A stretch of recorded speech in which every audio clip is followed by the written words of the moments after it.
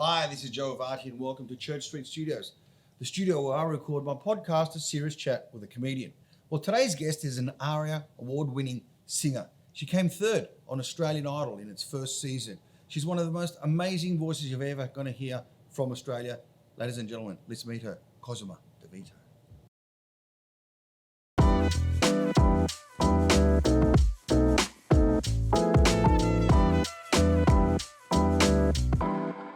And my guest today is Cosima. Thanks for coming in, Cos. Thanks. Now, we can hear something in the background. That's your daughter because your daughter's here, which is fine. No worries, we'll get through that. We'll figure it out. Don't worry about it. We'll figure it out. Now, there's a lot that I want to talk to you about. But firstly, you were 9 years old and you sang the song The Greatest Love of All and you won a singing competition, but your parents didn't know about it. No, Dad was in Italy. All right, because I was going to ask you, how the hell does that happen? How do you possibly win a competition and no one knows? Was that like that you were singing secretly, or they knew you were singing but they didn't know that you entered the competition? No, it was kind of like that divine intervention. That's the only thing I can think of. Whitney had just released The Greatest Love of All, and I went, oh my God, I love this song. And they were doing a competition at school, a singing competition. I went, oh, I'm going to enter it. Yeah, right. At that age, you got no fears. Yeah. So I went to the audition and I got through, went home, told my mum. My mum, very skeptical as she goes, can you even sing? And I'm like, oh, I don't know. I think so, but I don't know. Yeah. So then my mum and my grandfather, who's a tenor, came to... Your mum and your grandfather, or just your grandfather? My mum and my grandfather came to the final. Right. My dad was in Italy at the time. Yeah. And I sang and I won. There was no fear. There was no, am I going to win, not win? Am I good or not good? I just had this driven desire all of a sudden to get up and sing this particular song, and she became my idol of all time. Right.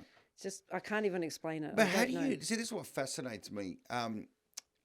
Every time I speak to someone, who's got a great voice like yourself, the first thing I ask is, how did you even know? When does it happen? When do you first find out? Like... And I always ask this. So if you were shy and you had never opened your voice, ever, and I if was you had shy. never sang. And I was shy. Right? You would never have known what you have. Because that's not No. just a thing that anybody just opens their mouth and starts singing with a voice like yours. I heard it the other day when we worked together. And I just, I knew you were good, but I just forgot how good your voice was. You know what I mean? Yeah. But, okay, so talk us about that. Like, when was the first time that you actually opened your mouth, sang something on the radio? What? I guess, I don't know. That was the moment because like I said, my grandfather is a tenor, so I grew up watching him. So music was in my blood. And I think it's just one of those godly interventions. Yeah, right. I can't even tell you because it just happens like anything. You Right. just find your calling. Yeah, right. And you just find your calling. Let's say that there is no God. Okay. Right? Yeah. Because that's a possibility. It's a big possibility. Of course it is, of course. Right? What was it? Because that's what I'm interested in. I'm not really into the divine intervention. I don't know. I don't know. So you're obviously, okay, so anyone else sings in the family? My grandfather's a tenor. Apart from him, though? Like your brothers, sisters? No. My mother had a great voice too, but very, very shy. Yeah, right. Very, very shy. I literally was just motivated by Whitney's voice and the song that she released. And it was just... I can't even explain So when you go back to when you were a kid, when was the first time that you actually sang along with a song on the radio? Because we all did that, right? Yeah. That was the earliest count that I can think of. But I see footage of myself that my parents recorded. Yeah.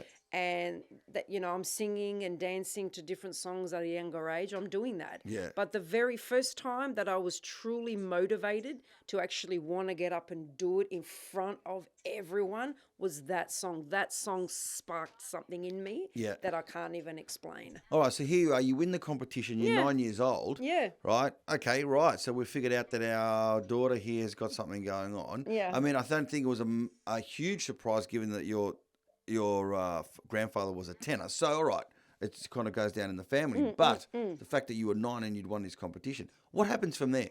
Do you start lessons? What? Yeah, pretty much. I got up on that stage and I went, this is what I want to do for the rest of my life. I was like, oh my God, this is it. Right. So my parents sent me to Johnny Young Talent School, which was a singing and dancing school and singing with other kids. Yeah. And now, because you're from Perth, right? I am. And I did an interview with him and he was in Perth. So is he from Perth or he just resides there now? No, at the time there was a school in every single state. Right. Okay. And I met him, I think, 2 years ago, and I was just like blown away. I was so excited to meet him. What year was this? Oh my God, 1986. Yeah, right. 87. Yeah, right. So if our viewers could hear something in the back, it's your daughter watching. What is she watching? This is cool. Because this is a part of it. This is all part of it, right? Yeah. You know, and she's got the phone with the light. Melly, you need to take the torch off, because you're going to blind me. The torch on the phone, take it off. Can she hear it? Can she put on her headphones? Can she listen on the headphones or not? Melly, can you put your headphones back on, please? So, John, you went to Johnny Talent. What year was that? What year? That would have been about 86, 87, I think, from memory. Yeah, right. I was in year 5. Yeah, I was in year 5. Yeah. I did it for a year, and then I turned to my parents and I went, you know what? I need private singing lessons because I can't do this group thing. Yeah, I don't want to sing with other kids. Oh, my God, what a diva. Yeah, I don't want to sing with other people. What a diva back then. I want to be able to choose what I want to sing. So, I started private lessons. But you know what? That's all I did. That's all. Not like, a lot of the kids today. I do a little bit of this, but that's all I did. What do you mean the kids today? What do they do? I find that they do 1,000 different things. Right. I literally just did that. And I would sing. As I got older, I'd come from school. Yeah. I'd sing for 2 hours every day. That was my thing. I wanted to be the best that I could be. Yeah. I really, really dedicated myself to that. So, because I still have hope that I've got a great voice in there somewhere. I've heard you. You're good. No, I am not. You play guitar, don't you? I do parodies. I'm rubbish. What are you talking about? You're not that bad. I've heard you. The greatest Stop. I haven't warmed up. Sorry, Marvin. Our sound guy, Marvin. You need coffee. He just took off his. Coffee lubricates. Coffee lubricates. You need a coffee. So, because I always use the George Michael thing, because I love George Michael. Okay? So, I love him too. When you have a look at him, he used to be this ugly kid, with thick glasses, pimply skin, and then he's turned into this megastar. But weren't we all like that? Well, yeah, right. I was very unpopular. But at what point do you realise that, shit, I've got this voice? That's what, so there is a part of it which is nature, which means you just have to have it. I mean, you can't you couldn't go to sing. I can go to singing lessons as much as I want. Yeah, I'm not going to sound like him. Or Robbie Williams. It's a tone. It's actually a tone. You're born with a certain tone. Yeah. Most people, unless you're tone deaf, you can learn to sing. You actually can learn to sing. But it's the tone that separates a fabulous singer from just a mediocre one. It's that tone that you're born with. Yeah, right. That beautiful sounding, you know what I mean? Yeah. That uniqueness in that tone that someone else doesn't have. But most people can learn how to sing. Yeah, I've got it too, but the wrong way. So, look, it's so funny because it's so, you always want to do something you can't do. Like, of course. I'd love to be able to be a rock star. That's what I wanted to do. That's why I got into comedy, because I wanted to be a gymnast. Yeah, right. I wish I was a gymnast. And I'm like, I am already a rock star. Jeez, that's good. How do you know? Because I know all about singing. Okay. All right. Very good. All right. So you start singing lessons. You get a private tutor, right? What happens there? You go to school. You're at school. You finish school. What led you up to the point where you were on Idol? Oh my God, so much in between. Yeah. Give us a 30,000 foot view of that. Yeah. Drop. Okay, so I'm very, very shy by nature. My grandfather was an absolute extrovert and I was an introvert, kind of in between, kind of between my mother and my grandfather. So I started doing a lot of talent quests, but they made me so nervous that I always used to get encouragement awards. It was just like, oh my God, it was just like Is that like the participation It was like certificate? A train wreck. Yeah, it was just like a train wreck every time because the nerves would just get to me.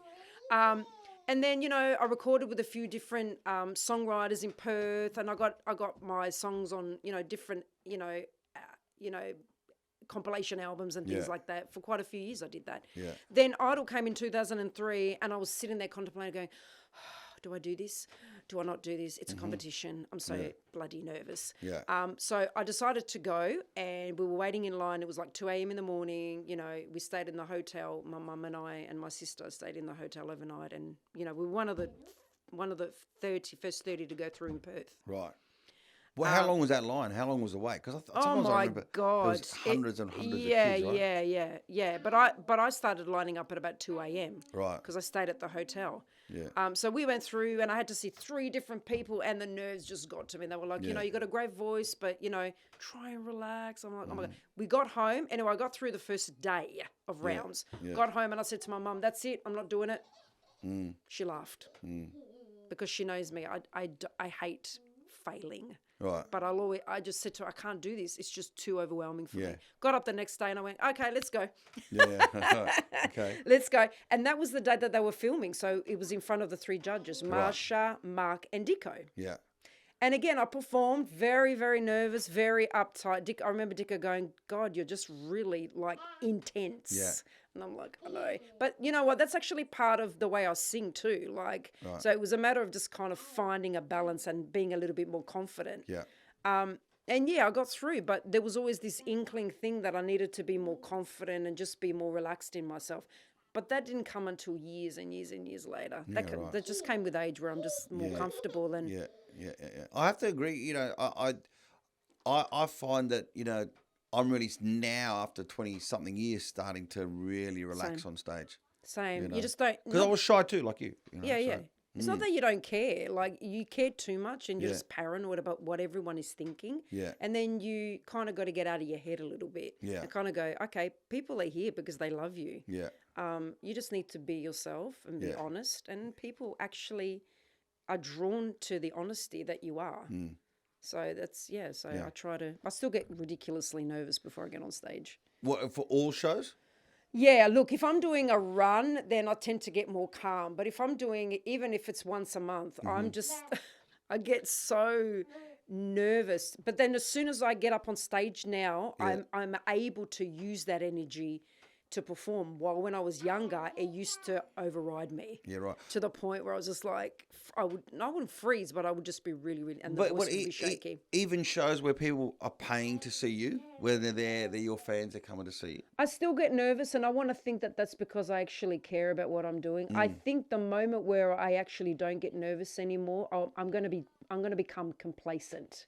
And then there won't be a joy in it anymore. I think, I don't know what it's like as a comedian, but it's probably the same. But when you're on stage and you've got all that energy that's been building up backstage, you do the most incredible things with your voice that you normally can't do. You can hit notes that you can't. It's just the difference. As soon as that audience is listening to you and watching you and singing along with you, there's this incredible energy, and I'm sure you know what I'm talking about, that you just cannot replicate, and it just all comes together in the most incredible way, and you just use it to, you just go, you could be practicing as much as you want, but as soon as you get up on that stage, there's an energy that you just cannot, you can't replicate, and every show's different. Yep, you're right. I was actually talking about this before. There's this gag that I'm trying to get out, right? And I rehearse it backstage because it involves a run of about 5 seconds of saying different things which don't make sense. That's part of the gag. It's very hard to explain.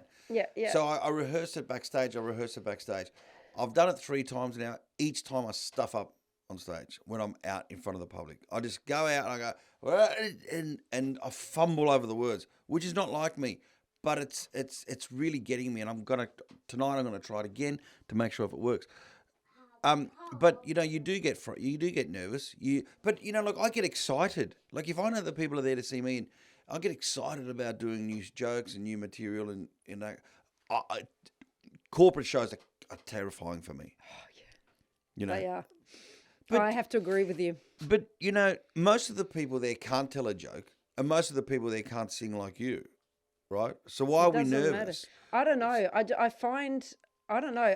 I always wonder why, like I'll go on YouTube or even when you're watching a reality TV show and the ones who actually can't sing are ridiculously confident. Yeah. I don't understand that phenomenon. And then the rest, and those of us that can really tend to second guess ourselves. Oh my God, Amelia. Turn to the camera. Have a look. What are you are gaffer taped. Oh my God. That means you can't talk anymore. Perfect. That's going to hurt when you take that off, Mel. Okay, so we need you to sit down, okay? Go sit down again, baby. That's so funny. Yeah, so, and then, so those of us who actually can, I really, I don't know about you, but I tend to second guess myself sometimes. And maybe because it means so much to us, or maybe it's just part of who we are, that when we get up on stage, you kind of need that little bit of insecurity, because it's what makes, I don't know, but like when I sing, I love my ballads and my power ballads. Yeah. So I kind of need that inner passion and that inner emotion in order for me to deliver the song. Mm-hmm. If I thought, oh my God, I'm so amazing and this is so easy, it wouldn't be the same deliverance. It just really wouldn't be. You would listen to me and go, yeah, she's an amazing singer, but I feel nothing. And you can't have that. There's a lot of singers that are like that. I'm not like that. I want to be I need to communicate to you with my voice. Yeah. And in order for me to do that, I need to kind of dive down deep. Yeah, sure. And be able to just release that and share with you my ups and my downs. Yeah, yeah. That's interesting. I've only started doing that now, believe it or not, after so many years. Yeah, because at the beginning, you're a bit of a robot. Yeah, you are. Yeah, you are. Oh, I've got to learn this, and they've got to say this. Yeah. Now just get up on stage and kind of go, hey, you still kind of know what you're going to say. Yeah. But then stuff just comes up, because you might see someone in the audience, especially with you, and you go, oh my God, I'm so going to, because some other person just takes over. Yeah, normally I see someone who's sleeping or who's not laughing. Because, especially these days, you're on stage for 2 hours, people fall asleep. On a Friday night, people are tired. And you see people who just don't laugh. Single them out. Oh you know my what I mean? God, that's so good. So, okay, so let's go back to Idol. So you get through, you get through to what? To what stage? To the, I mean, I know you know where you reached, but now, so you've passed the auditions. What happens after that? So tell us the ins and outs of how that works. So only 10 people came from Perth. 10,000 people auditioned in 2003 from Perth alone. Right. And only 10 of us went across. Yeah. And we came over to Sydney, and we stayed at the Seymour Centre in, where is that? Darling Harbour. Opposite Broadway there. Yeah, right. Seymour Centre. Oh, yes. Yeah, Newtown. So, and then from Monday, there was 100 of us on Monday. Mm-hmm. On Friday, there was 50. Right. They every day culling through, group singing and single singing and having to learn things on the spot, ASAP and blah, blah, blah, blah. From 100, Friday there was 50. Mm-hmm. Right. Only 3 of us from Perth, I think, remained. Yeah. And then from there, it became the live competition. Right. So I think it was over 5 weeks. Mm-hmm. Yeah, 5 weeks, 10 singers every week. Yeah. So I did my week, got sent home. Right. 2 people were picked every week. Yeah. I got sent home. Right. When I went home, I got sick. I got the flu, got laryngitis, as you do, because of the stress of it all. And then you come back down. I got sick. Yeah. Then I get a phone call. We want you back for wildcard. Right. The judges had picked who they thought should have remained, but the public didn't pick them. Right. Obviously, the public didn't connect with us. Yeah. Brought us back. We did. It was the wild card competition night. Again, I didn't get through. Right.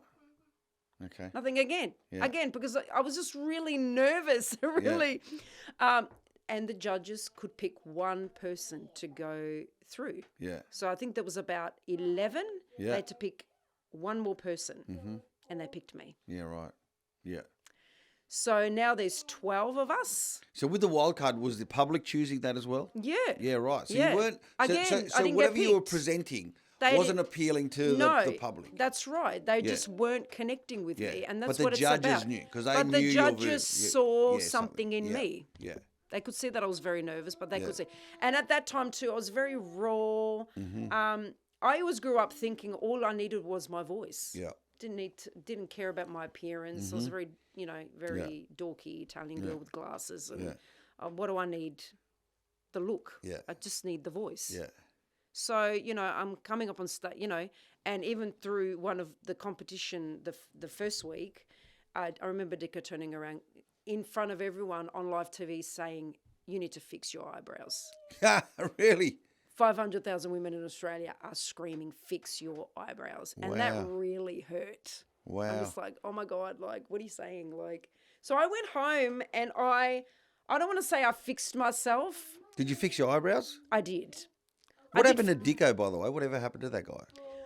Well, I know he was part of Sony at the time, Right. and now I'm not sure what he's doing. Okay. I don't think he's part of them anymore because it's all dissolved a little bit and changed. Yeah. I love how your daughter's just singing in the background. It's so funny. So I went back and I thought, I'm going to try a little bit harder on my look. Yeah. So when I came back, I sang a song that was a little bit sexier and I just gave it a little bit more oomph. Anyway, they got me through. So in the top 12, then starts the weekly culling on national TV, which everyone remembers. Yeah. So my first week it was disco, and I went, I'm doing hot stuff. And all of a sudden, Melly, we had a wardrobe and hair people and makeup people to work with, and I got really excited. I'm like, oh my God, do whatever you want with me. It's going to be amazing. Yeah. So they put a wig on me, and they're like, what are you doing? I said, I'm singing hot stuff. And they're like, okay, we're going to put you in a mini, which I was extremely uncomfortable about. Yeah. And that was the beginning. Hope you're enjoying the podcast. We'll be right back straight after this ad break. Hi, this is Joe Avati, and I am very proud to say that I am now one of the brand ambassadors for Elite Supplements. One of the supplements I take every day is resveratrol, an anti-aging supplement. You know how they say that 1 glass a day of wine is good for you? It's because it's got resveratrol in it. But do you know how much wine you actually have to drink to get any benefit of it? 11 litres. Now, it doesn't take Einstein to figure out that if you're drinking 11 litres of wine a day, you ain't going to be around long enough to see any benefit. So make sure you get your supplements from Elite Supplements. Resveratrol worked for me. Look how young I look. And I'm 73. Hi everyone, I'd like to thank one of the sponsors of the podcast, St. Romeo, who provide great skincare products for men. I'm going to show you some of the products. St. Romeo facial cleanser, rock and roll face scrub. And if you had a rock and roll lifestyle, you're going to need a face scrub. This is their deep cleansing charcoal bar. How putting charcoal on your face cleans it, I've no idea, but it works. This is one of my favorites, the cucumber eye gel. Must be for vegans. And they've got heaps of stuff for your hair too. Shampoos, styling creams, and Stronghold for your hair. Obviously, I don't need any of these. I'd like to thank St. Romeo for being one of the sponsors for the Joe Avati podcast.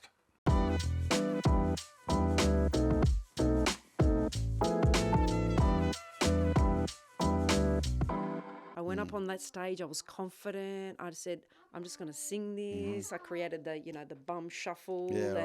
And that was the beginning. It's like a transformation. Basically, I put a little bit of effort into how I looked as opposed to just focusing on my voice. Yeah. And I embraced it, and I embraced what everyone was telling me, and I was getting the advice from the people who I thought knew more than me. I was 26, but I was 25, but I was very I wasn't a experienced 25-year-old. I was very, home girl and from the country, you could say. Yeah. And that was it.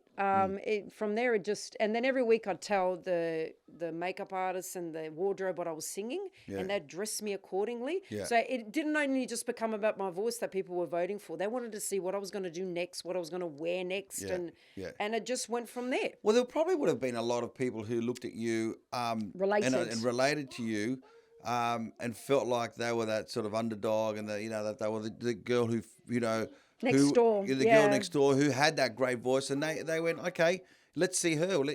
Because that's an Australian thing. I mean, look, this podcast goes all over the world. There's a big thing in Australia here that we call the tall poppy syndrome. Oh my God, we love supporting the underdog in Australia. Yeah, we don't like people who are up themselves and all that kind of stuff. No, and so that's probably what happened. So you go through. You get third. Yeah. You got third place. Yeah. Now, that was the first season of Idol. Yeah. And that's when Guy Sebastian won? So basically they announced Guy Sebastian. He went through, and then I announced that I was pulling out because I had nodules, and I was advised to rest for a few weeks. And then Shannon got through. So we didn't actually get told. We were never told who actually was going to go through. They never told us. Right. And just went from there. And I took weeks off to rest. And then we had the Idol tour in the beginning of the year. Yeah. But going back a bit to that first hot stuff, you're right what you're saying. People just, I think, related to that. But they also involved my dad because they interviewed our families throughout the show. Yeah. And they learned quick and fast that my dad was very old school Italian. Yeah. And he was really cute. And he said on camera, oh, I don't know what I'm going to be like when I see my daughter in a miniskirt. Yeah. It was just so funny. And I remember a lot of people coming up to me going, oh my God, my dad's like that. He's so Italian and he worries about what I'm going to wear. And so it was that whole family girl next door that a lot of people related to. And it was just, it was just very honest and very humbling. And I think a lot of people just related to that. Yeah. All right. So what happens then? You got, you start, see, because winning or being on Idol in the first season, I think is, because, there's yourself and there was Shannon, and Guy, Paulini, Millsy, yeah, right. And so all of you still, some of you, still have work today and are still remembered from that. Yeah, people remember. Whereas I think the other ones, they if you didn't come in the top 2 or 3, you probably sort of faded away. Am I right in saying that? It is. It's funny. I think I get asked this a lot, and a lot of people, when I say to them that it was actually 19 years ago when they meet me, they're like, "What do you mean?" I'm like, "Yeah, it was 19 years ago." Wow. They feel like it was yesterday. Yeah. And I think it was because it was the first season. So not only did we not know what was going to happen as we went through the ranks, the public was the same. So we were all going on this journey together. What's going to happen? Yeah. Soon as second season, third season, fourth and plus came, the contestants knew what they had to do. Yeah. There was a little bit more of a it wasn't done purposely, but you kind of know what you have to say and what you have to do. Yeah. And the public also knew the format of the show. Yeah. So all of a sudden that spark is gone because you know what's happening. So the first season is always really special because the contestants and the public are going on this journey together.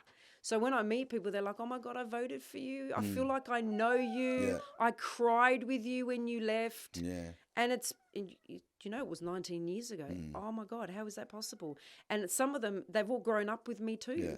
They were, some were 17 and now, they're all grown up and they've grown up with me. Yeah. And it's just it's just amazing because we know we didn't do it on our own. It was because people voted for us. Yeah. So what happens after that? How did your life change?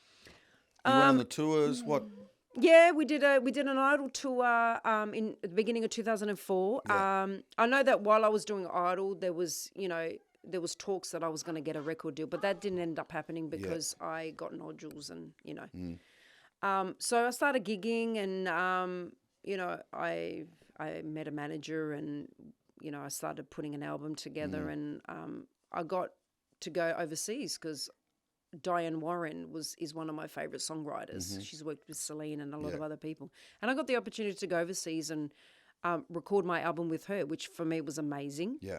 And then came back and released When the War Is Over, which was the track I did on the show that people loved. And that went to '1. And I was an independent artist. Yeah. I was just doing it. I was just doing it my way. I mean, I would have loved to have been signed at the time. Yeah. So that came out. I became the first independent artist to debut at '1 ever. Yeah. As an indie. So what did you win? You won an ARIA, right? Yeah, for When the War Is Over. Well, yeah, right. Yeah, yeah. And that's then pretty I released. Special, isn't it? Where do you keep it? Is it somewhere? I got 2. I've got 1, and then my parents have 1. I've got 2. Oh yeah, sorry about that. Yeah. No, because what they do, they give you an ARIA for the song. Yeah. And then they give you, I think, an ARIA. For the album, I think I can't remember now. So they give you 2 for the same thing, and then so my parents have 1 and I have 1. Yeah, that's cool.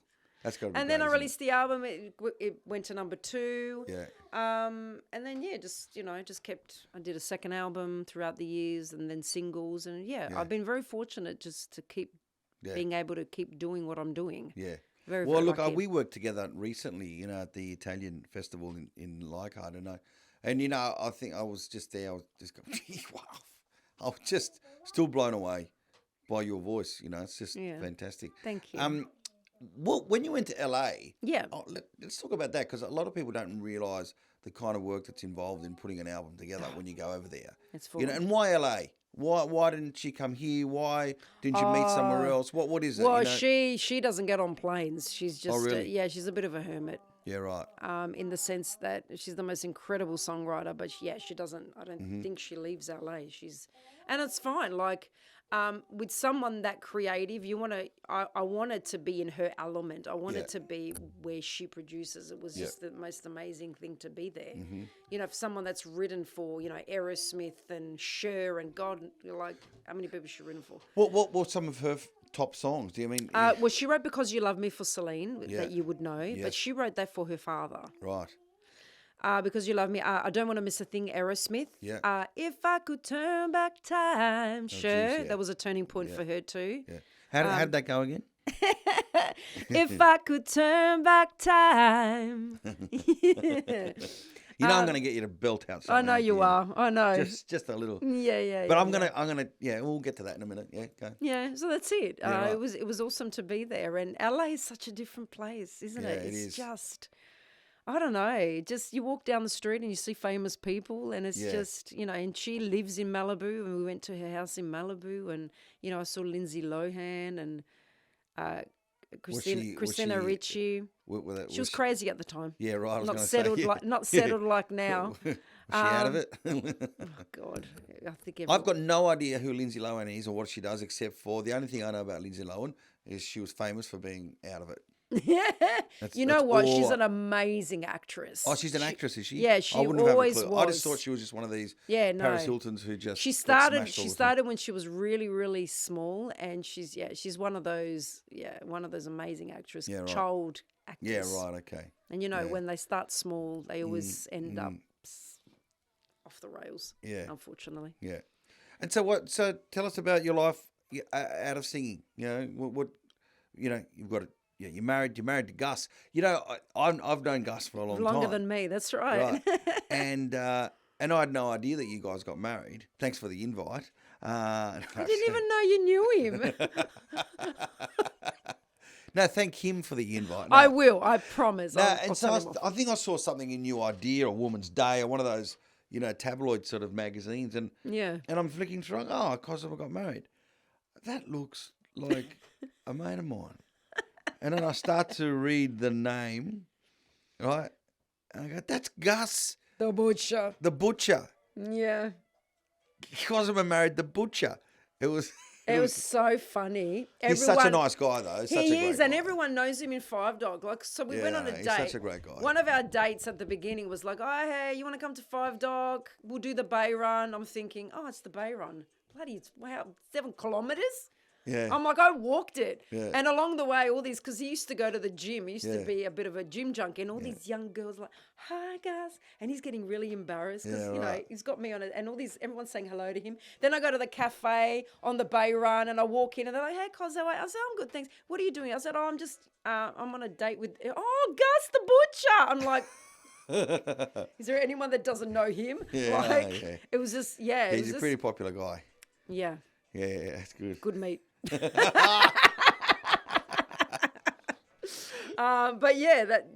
it was funny, but we met through friends of ours, which are also friends of yours. Yeah, Marco and Rosa. Yeah. So it just went from there, and I think we met in 2014 and married in 2015 because why wait? Why wait? Yeah. And then Amelia was born. Yeah. And does she sing now? All we've heard the time. Yeah. But can you hear a special voice in her, or is it just, kids singing? I'm not sure. Really? She's in key. Yeah, right. She's in key, which is good. Right now she's on the phone. I'm sorry, yes. That's all right. That's okay. Annoying. I told you, don't worry about it. I said, this is all part of the, you know what I mean? There's no, we can break the fourth wall here. There's no, I just thought, that just adds to it, right? Because, that's all part of it now. That's my life. That's right. It doesn't matter how much of a superstar you are. No, you got kids, and kids don't know that. No, you've still got to. The other night I was doing a show, and my wife was there, and she was, and Antonia was there. Yeah. so I'm doing this because it's so dark. I can't see anything. All of a sudden, I hear this little kid. And because sometimes people do bring kids to the show, right? They've got no one to look after them. And I went, oh my God, there's a kid here. Oh. And then I could hear the noise getting louder and closer. And I'm going, and then my wife, she goes, it's Antonio. What? And it was like, there's this show, there's 350 people. I know the feeling. And he's just walked through the crowd. I know the feeling. To come to Dad. 100%. Right? And it's just broke. And like, what are you doing, mate? I know. She's done it to me so many times. But it adds so much to it. So, people we got him it. On stage. Yeah, people love He it. debuted in front of 3,000 people, my son, at the Palais Theatre in Melbourne. Of course. That was his first time, and I go, say hello.